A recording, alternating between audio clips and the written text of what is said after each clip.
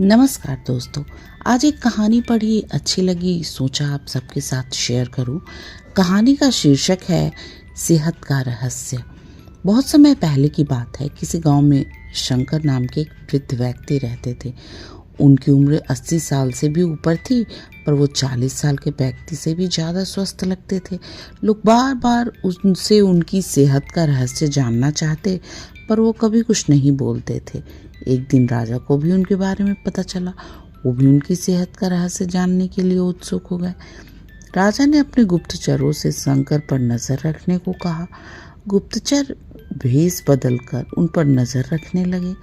अगले दिन उन्होंने देखा कि शंकर भोर में उठकर कहीं जा रहे हैं।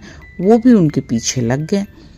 शंकर तेजी से चलते जा रहे थे। मीलों चलने के बाद वो एक पहाड़ी पर चढ़ने लगे और अचानक ही गुप्तचरों की नजरों से गायब हो गए। गुप्तचर वहीं रुक उनका इंतजार करने लगे। कुछ देर बाद वो लौटे। उनकी मुट्ठी में कुछ छोटे छोटे फल थे जिन्हें वो खाते चले जा रहे थे। गुप्तचरों ने अंदाजा लगाया कि हो ना हो शंकर इन्हीं रहस्यमयी फलों को खाकर इतने स्वस्थ हैं। अगले दिन दरबार में उन्होंने राजा को सारा किस्सा कह सुनाया। राजा ने उस पहाड़ी पर जाकर उन फलों का पता लगाने का आदेश दिया, पर बहुत खोजबीन करने के बाद भी कोई असाधारण फल वहां नहीं दिखा। अंततः थक हार कर राजा ने शंकर को दरबार में हाजिर होने का हुक्म दिया। राजा ने शंकर से पूछा, इस उम्र में भी तुम्हारी इतनी अच्छी सेहत देखकर हम प्रसन्न हैं। बताओ तुम्हारी सेहत का रहस्य क्या है? शंकर कुछ देर सोचते रहे, फिर बोले, महाराज, मैं रोज पहाड़ी पर जाकर एक रहस्यमयी फल खाता हूँ। वही मेरी सेहत का रहस्य है। ठीक है, चलो हमें भी वहां ले चलो और दिखाओ वो कौन सा फल है। सभी लोग पहाड़ी की ओर चल दिए। वहां पहुंचकर शंकर ने उन्हें एक बेर के पेड़ के पास बेर का फल दिखाते हुए कहा, हुजूर, यही वो फल है जिसे मैं रोज खाता हूँ। राजा क्रोधित होते हुए बोले, तुम हमें मूर्ख समझते हो? ये फल हर रोज हजारों लोग खाते हैं, पर सभी तुम्हारी तरह सेहतमंद क्यों नहीं है? शंकर ने विनम्रता से कहा, महाराज, हर रोज हजारों लोग जो फल खाते हैं वो सिर्फ बेर का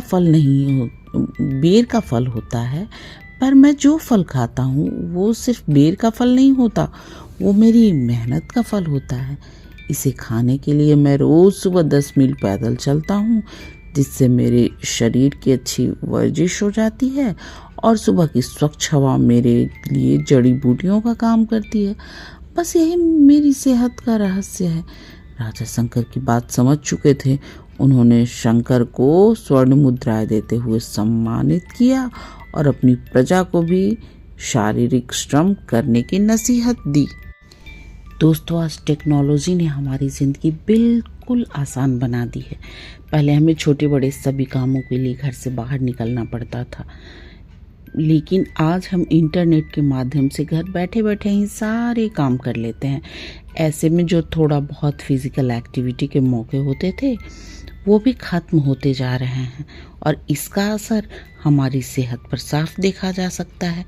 ऐसे में ये ज़रूरी हो गया है कि हम अपनी सेहत की तरफ थोड़ा ध्यान दें और रोज़मर्रा के काम को घर से बाहर निकलकर करने की कोशिश करें और जीवन में शारीरिक श्रम को महत्व दें ताकि हम स्वस्थ रह सकें।